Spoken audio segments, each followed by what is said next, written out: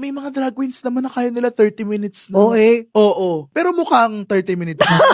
Then how long do you do your hair and makeup? Kailangan ko ng at least 3 hours. Sana. Yung ibang drag queens, they're known for being late kasi kasi nga matagal talaga mag-ayos eh. So ako, ayoko nalilate kasi. So gumigising ako mas maaga.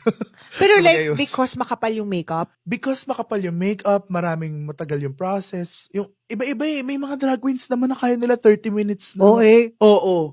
Promise. Pero mukhang 30 minutes na.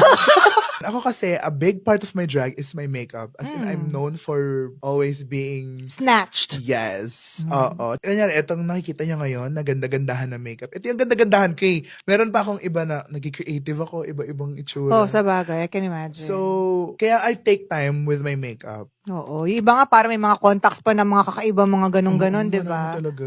Tapos may mga feather-feather pa sa mga pilikmata. Yes.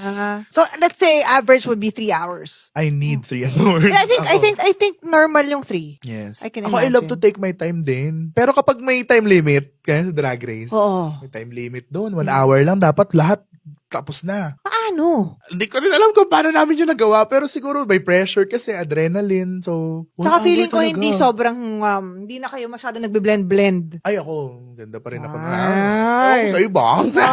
Ay!